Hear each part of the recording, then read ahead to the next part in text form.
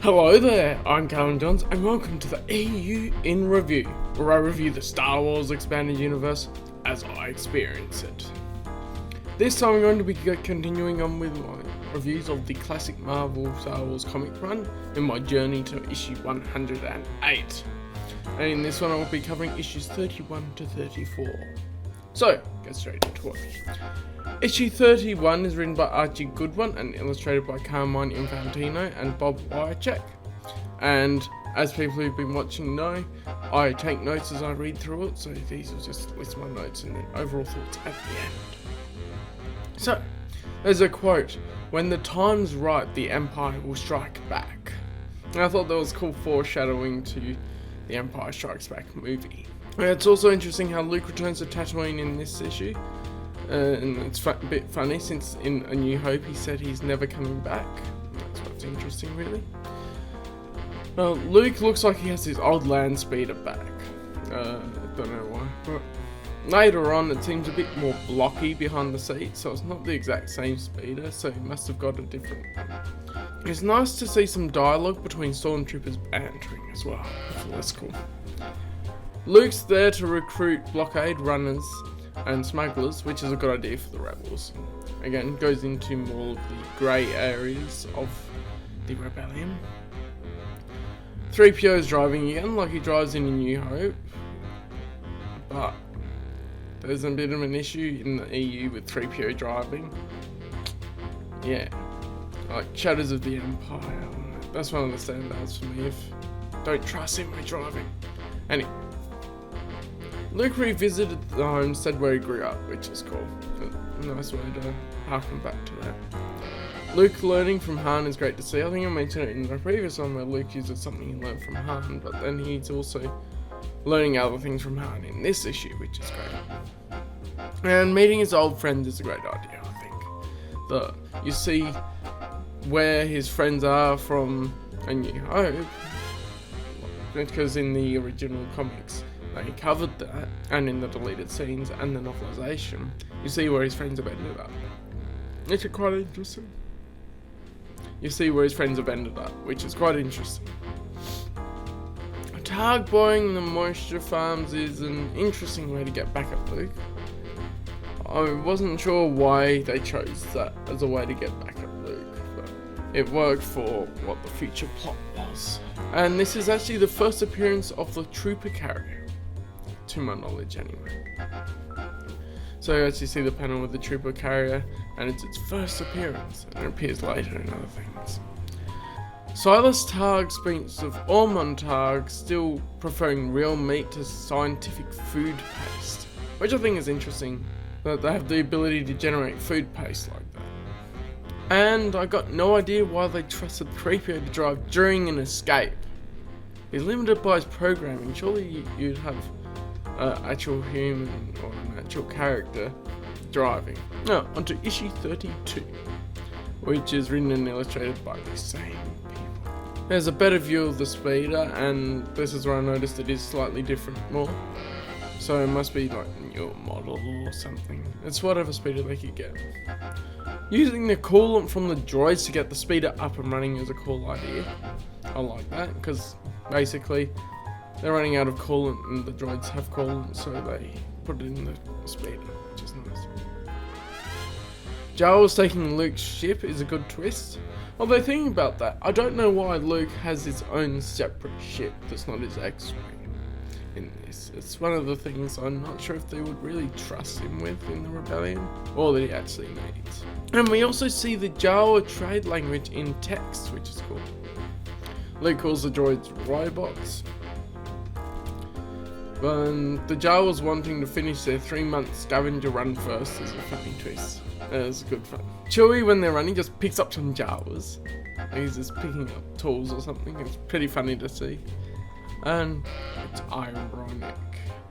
An ice weapon created on Tatooine. But they do say that they tested on Tatooine because if they can freeze Tatooine, they can freeze anywhere, which makes sense. Baron Ormond Targ in a hood reminds me of Captain Cold with the eyeglasses and everything as well. And the Jawas helping Luke is a good moment to confound the imps. So, issue 33. The only difference with one of the illustrator, Bob Wycheck, is swapped out with Jean Day for this issue. So, Baron Targ has an angry outburst and slashes the ship with his lightsaber. This works as he was just trounced and his anger was building up over time. And he's shown that he's not completely in control all the time, but things just keep going wrong for him. There's a joke about Chewie always winning a hollow chest, the joke, which is funny. And it shows Luke getting better with training with the lightsaber, with the training remote, which is awesome to see the progression there. This is the first appearance of, I'd call them space troopers, but stormtroopers in space, which is cool to see. And Luke's lightsaber in this issue is finally blue instead of red, like in some previous issues, which is nice. Although Baron Targ's lightsaber is red more yellow like the other issues, and with Targ's construction of his lightsaber, it does make more sense that he has a synthetic crystal than a natural one. That is, letting Luke escape a little to challenge him directly is cool. It's a bit of a pride thing with him. And Luke leading into the force to battle the Baron is cool. So Baron Ormontar. And last but not least, issue 34, which returns basically illustrator Bob Wycheck. I don't know why they swap out illustrators, but Bob Wycheck and not Jean Day again for this one. So the original writers and illustrators from the start of this story arc. They say warp time for entering hyperspace. I think I mentioned in a previous review as well, warp doesn't sound as Star Warsy to me as hyperspace. A plan with the asteroids to stop the rebel fleet is interesting. And there's survival armor in the TIE. But I don't know why it isn't a TIE pilot suit, since TIEs, at least most of them, don't have life support built into them, which is mentioned in other EU material. That is later on, so I guess they didn't make that. Yeah. I believe this is the first time Han has actually led the rebel fleet.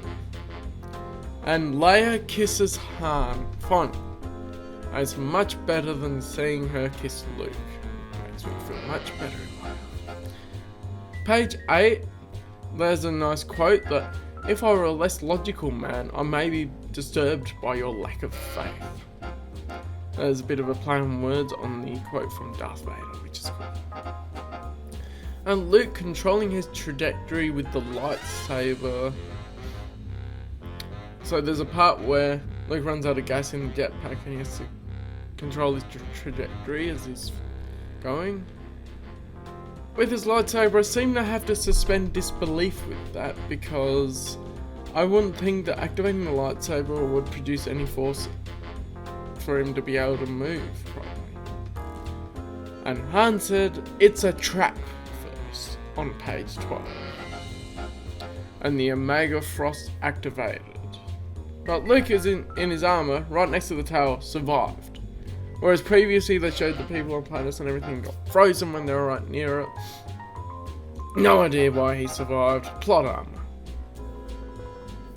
But yeah, this was an interesting story arc with the development of the Omega Frost weapon and the involvement of the Targ family being expanded upon and everything, which is cool. So, I enjoyed it, having good fun reading these. What are your thoughts on this story arc? What do you think of the Omega Frost and Luke in his armor surviving? Do you think that's plot armor, or do you think it makes sense? That'll be all for this video. Hope you guys enjoyed it. Check out my other ones, and I'll see you in the next video. Bye!